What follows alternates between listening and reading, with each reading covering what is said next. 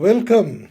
Welcome to Becoming Impactful, where we challenge conventions, break barriers, and embrace wisdom beyond stereotypes. I am your host, Anthony Nayagan. Today, I am going to introduce a fascinating gentleman. His name is David Voss. He is a powerhouse in the world of communications, blending expertise in journalism, government, corporate strategy, and education. His journey began with a passion for storytelling, first as a sports reporter and then a baseball player, and then as a journalist and a news editor and a sportscaster. And then he later transitioned into government, serving as a press secretary to Florida's governor and a US senator, mastering crisis communication and media strategy. Um, his career took a transformative turn when he joined Apple as a marketing executive, working closely with Steve Jobs to revolutionize technology's role in education. Eventually, David founded Voss and Associates, a premier communications company here in Jacksonville, dedicated to training executives, guiding school districts, and shaping public engagement strategies. Beyond his professional success, David is deeply committed to personal growth and he is a lifelong spiritual seeker. He draws wisdom from Christianity, Buddhism, and Hinduism while maintaining a dedicated meditation practice. His pursuit of balance through transcending mindfulness, fitness, and family life keeps him grounded amid his high energy career. David is not just a leader in communication, he is a mentor, innovator, and a visionary, shaping the way people connect, lead, and inspire. Today, we will explore his journey, wisdom, and the role of spirituality in his dynamic career. Hello, David. Say Thank hello. you so much, Anthony. That was lovely. It's nice to have a couple of white beards here on the podcast. Exactly. Yeah. Yeah, that's good. That's good. Well, welcome to the show. And, I am proud to introduce you to my audience. Um, okay, so let's get started. Um, I am fascinated. I'm intrigued. I think that's a better way to say it. Um, by your association with Steve Jobs. Okay, I consider Steve Jobs as a visionary and an agent of paradigm. Um, and someone who is very focused, and more than that, he is very compassionate, and he is very aware of his audience, and his awareness and all of that. It really comes from his background in spirituality as a meditator, someone who is quite familiar with transcendental meditation and all of that. So I attribute a lot of those things to that background. I don't know if you had a chance to observe that in him. Why don't you tell us about your experience with Steve Jobs? And perhaps, in your career, I'm sure you have come across many people who are just as inspiring as Steve Jobs. And, if you could talk to them, talk to us about them also, it'll be wonderful. But more than that, let's start with Steve Jobs. Sure. So I think probably everyone in your audience at some point in their lives have the opportunity to be in the room with somebody who literally takes the air out. You know, just you walk in and everyone notices. People come, people go. Steve Jobs had that kind of charisma, that kind of personality. And when I learned about his spiritual side, when I learned that, for example, that he was a meditator, because I've been a meditator since college. So that's a long time. Yeah. And when I learned about his practice alongside of watching his genius, I Hmm. figured there must be a connection between the two. Hmm. And it was one of the things that elevated, not initiated, but elevated my interest in meditation. Because if a person can be at that, what you have to call genius level, I mean, Steve Jobs was always using the phrase "changing the world one person at a time," and Hmm. that was the Apple mantra. Hmm. Um, when you have that big of a vision, and then actually do it. I mean, he really did when you Yeah. look at it. My Yeah. experience with him was during the transition in education, transitioning from mimeograph sheet handouts to literally trying to use the computer and convincing educators to not use the computer as teaching kids how to use a computer, because frankly, the kids were ahead of the teachers, but Yeah. using a computer to elevate their learning. Yeah. And I worked with a program called ACOT, Apple Classrooms of Tomorrow. And Hmm. that was, of course, under the Jobs vision of Hmm. changing things one person at a time. And Hmm. so ACOT literally decided, this is back in the 90s, really, in early 2000s, what would it be like if, technology was ubiquitous? It was just ever present. In other words, you weren't there because of the computers. The computers were just there to help you with project-based learning, with figuring things out, with analyzing things, and then using it for data collection, et cetera. Well, that at that time was revolutionary Hmm. and innovative. But it was the same thing that Jobs later did with the iPhone. What would happen if we were able to get the technology into smaller environments? And then later, when Jobs unplugged the CD player, remember when he just unplugged CDs and said, "We're not going to use CDs anymore"? Nobody even knew what he was talking about. But Hmm. what he was talking about was downloading from the internet, Hmm. which now is commonplace. So Hmm. things that when he when he first walked up on a stage and I was in the audience and he held this little thing called the introduction of the iPod. Remember iPod. the little musical instrument? Yeah. We were actually fearful in education because we were worried that that wasn't going to be the focus anymore. They was going to focus on consumer and not education.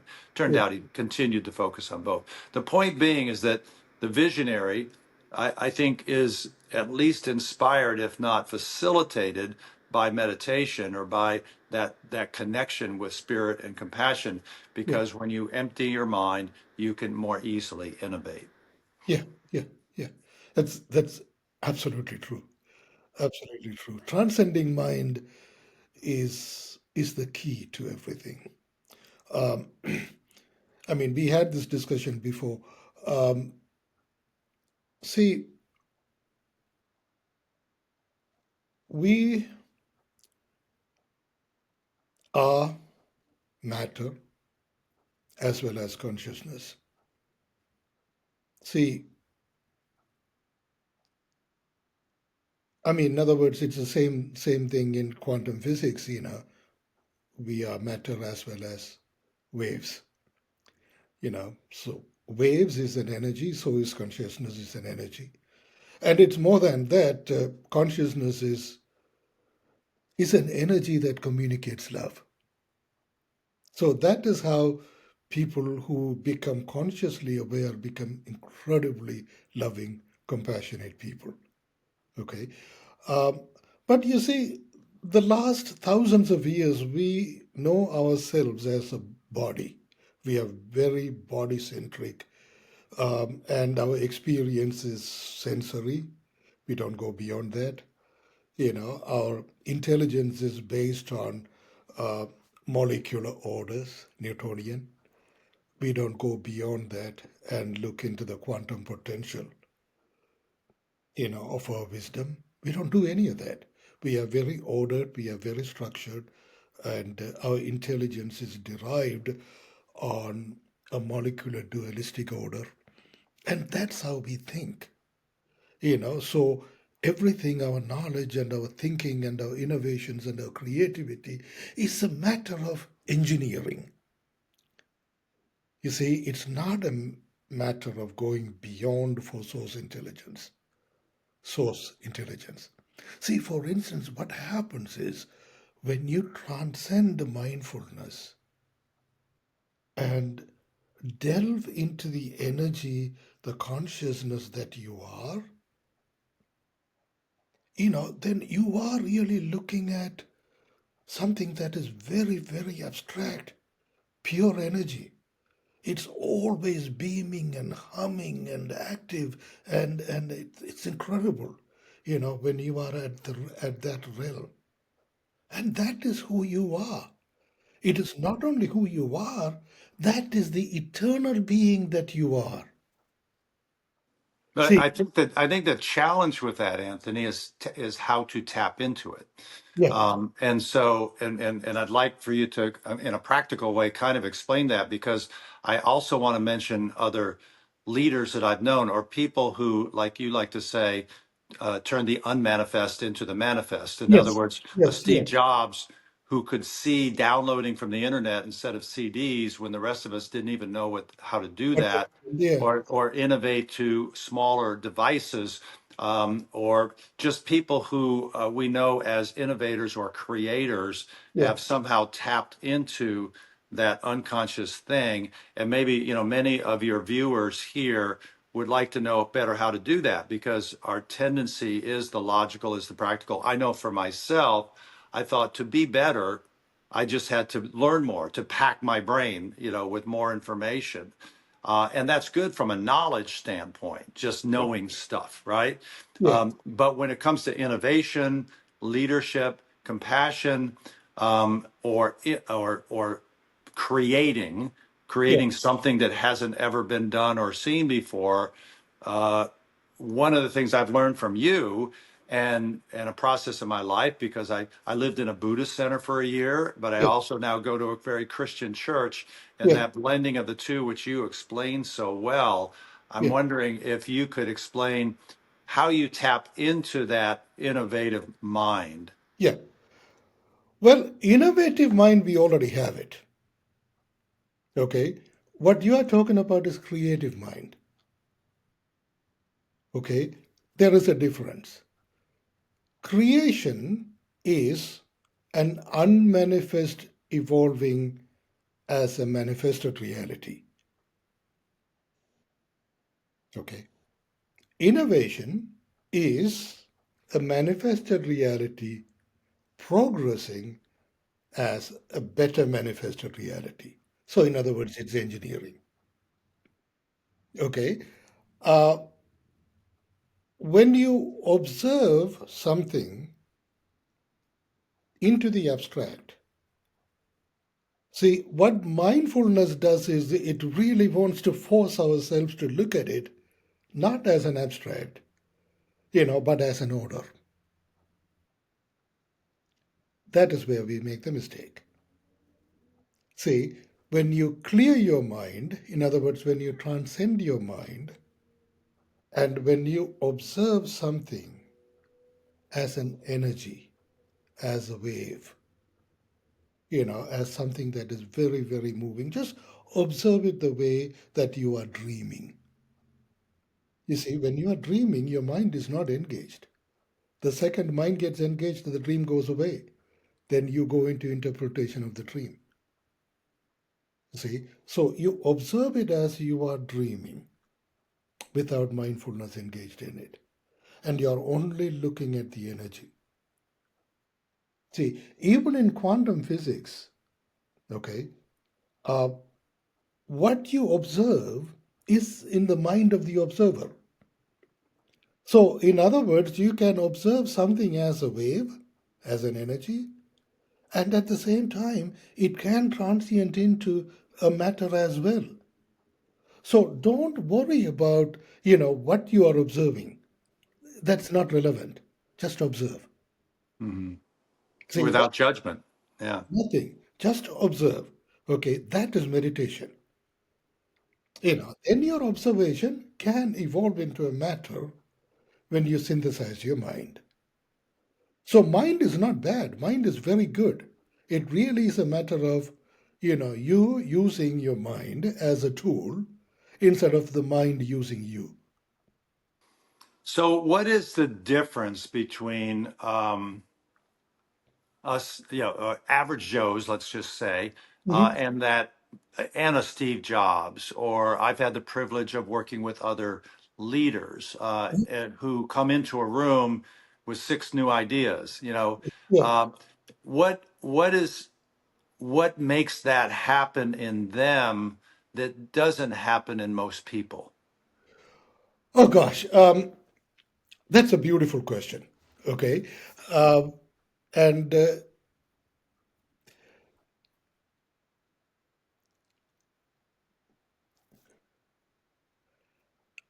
I have to relate to few of the mistakes I have known in my life.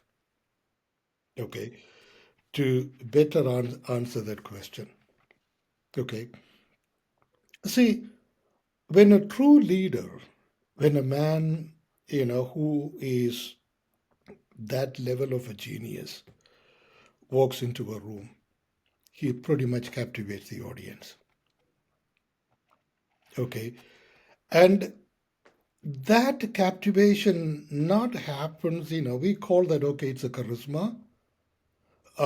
We call that it is his power, it is whatever that, but or the aura. Yeah, you just name it anything you want. But in a practical reality, what it is that man is incredibly compassionate. He is very loving. See, the true love has the power to transform everything. It captivates, it brings everything to it itself, and then it transforms everything. So that is really what happens when a true mystique or or a true leader, a visionary leader, like for instance Steve Jobs, walks into a room. He pretty much captivates, and then he brings everything into himself. In other words, it's like a sort of a black hole. It's going to bring everything onto itself, and within it, it transforms everything, and then it spews it out. Well, You if we see? bring that into, let's bring that into modern day practicality.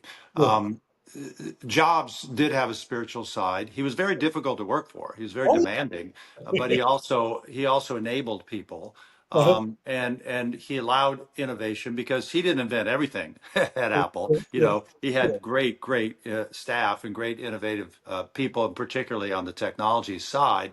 But he yeah, also still had compassion, and now somebody like Elon Musk, who has clearly become the world's richest man through innovation. He's yeah. had creativity and innovation, but now I think everyone can agree there's some degree, some lack of compassion.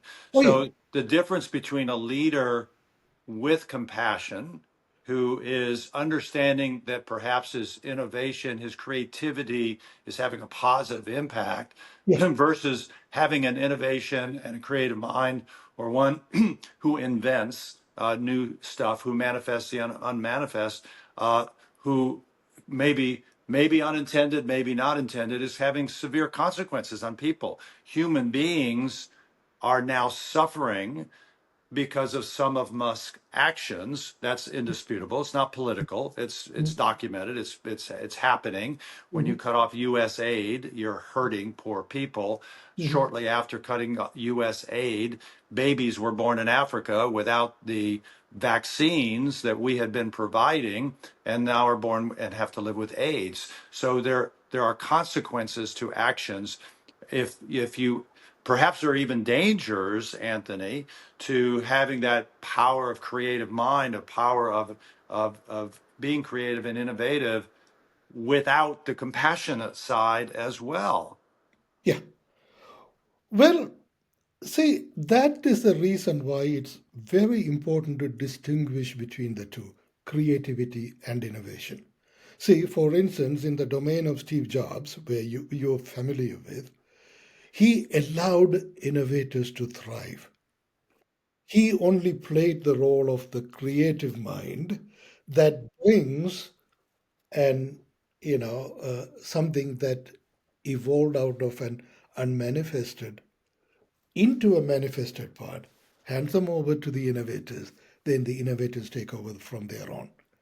You see, that functionality is very relevant in business, very relevant in a leadership. You know, creation has a role to play, innovation has a role to play. Two different things. You see, and you need to allow innovation to evolve at its own pace, at its own pace, at its own excitement, at its own everything. Okay, that was the difference Steve made within his company. Whereas there are people who just hire and fire them, uh, just because it didn't work out. You see, or it's a strategy or whatever. You see, hiring and firing becomes a strategy, which Well, is, where does compassion fit in all that? well, it doesn't. In the second thing I mentioned, when hiring and firing is a strategy, there is no compassion. So people don't thrive in that environment. People are afraid, yes. People are, so people don't thrive in that environment. You see, thriving requires incredible inner freedom. And that inner freedom does not come about by way of threats, by way of insecurity, by way of imposing fear. Okay? It only thrives in an environment where you are completely and totally free. Yeah, So, I mean, if you look at the history of quote emperors, czars, rulers, yeah, they rise up through the power of fear, but yeah. then they always collapse. Oh, At yeah, some point in yeah, time, they always go down, which yes, is why I hope that democracy will continue to thrive or overcome that kind of fearful approach yeah. to leadership, uh, because there is a long history of the fearful based ruler Hmm. eventually losing power because people will rise up against it. And I think that goes with corporate leadership, government leadership as well, or even just a small nonprofit down the street Yeah, where you're trying to feed the hungry. yeah, And you do it through innovation and compassion as opposed to we have to do it my way or the highway. yeah, yeah, You have to enable people. No one person, including Steve Jobs yeah, or Elon Musk or any of the great leaders I've worked with, none of them, they might lead and be creative, but they got to have help. You've got to have help. yeah, But I also think of great leaders with compassion, such as Gandhi or Martin Luther King, yeah. who led and changed the world and changed a lot of things in countries and in government, but they Mhm. did it with a high element or inclusion of compassion. Yeah, yeah. It makes enormous difference. See, it really, really makes enormous difference. I mean, take a look at this world nowadays. You see, people are sick of conventional norms. See, they are choosing unconventional people into leadership. See, what they are failing to do is it is not unconventional, it is not radical people who bring about changes. It is the peaceful people who bring about changes. See, but the whole world is so confused right now. They want radical changes, and they think it is unconventional people who are sitting on the realm is going to bring about that radical changes. And this is where we are falling apart.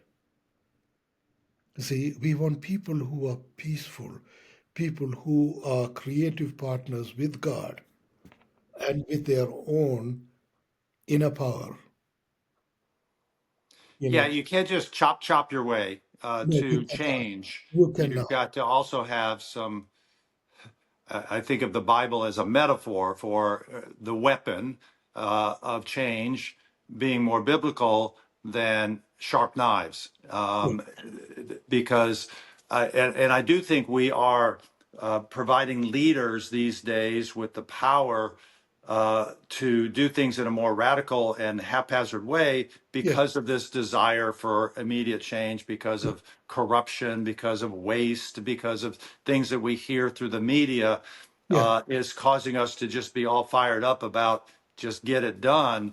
But if I don't think it sticks, I don't think it works well.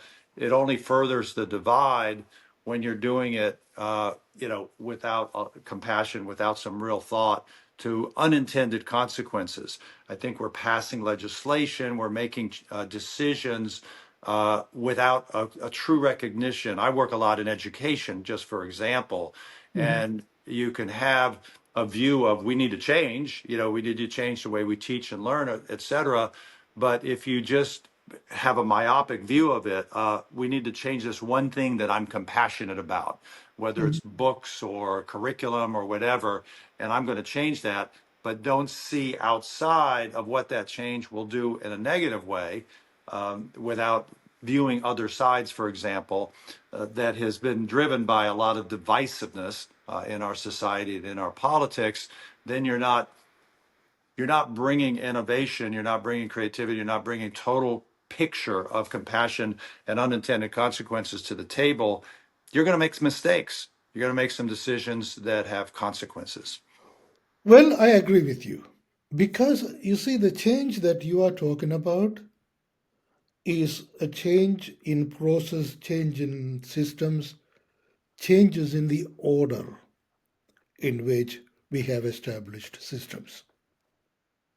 See, so it still involves adjustments, in our system so that exceptions do not happen. Okay. In other words, we are trying to manage exceptions. That is what we are trying to do. So it still is an innovative approach. It lacks creative approach. See, creative approach, it comes about from when you are observing a source, which is unmanifest. Okay. And when you observe it so intently and then take your observation and evolve that into a manifested form, and from there on, you know, innovate your system. Okay. So it's a three-stage process. We are only using the second and third, we ignoring the first. See, that is where everything is going wrong. That is where a spiritual person or a person who actually meditates, transcending mindfulness, can become very successful in everything he undertakes. It really doesn't matter what it is. Whether it's art, whether it's science, whether it's research, whether it's business, whether it's policies, it's even in a kind of a creative performance.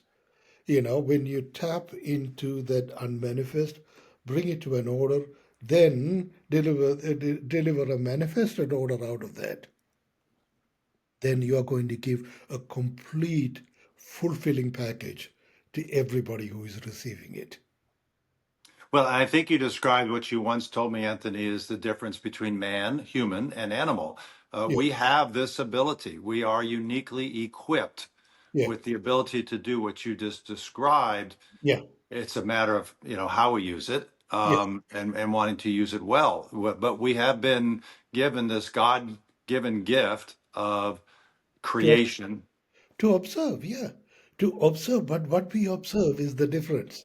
How we observe is the difference. You need to be daringly observing your energy without any interference, without any judgment, you know, anything at all. Just observe, just witness it. You see, what you witness, it has the elements of order in it. Don't worry about it. Then move on from it, engage your mind, synthesize what you observed. The order is going to come out of it. Well, Take that. you always give great advice and great. You've been a comfort to me. I'm so pleased that we were able to meet. and put our two whitebeards together for great conversation. It's always fun to have these with you. Yeah. I really think your listeners and your viewers always gain some great insight from you, Anthony, and I certainly do personally as well. Oh, thank you so much. Thank you. God bless you, and praise the Lord. So that's the whole idea. That really is what the what the how we can create impact. You can create impact. Every human being can create impact. Not just exist and expire. In other words, not just thrive as a matter, but thrive as consciousness. When you thrive as consciousness, then you can be a creative partner with God. Let's do it.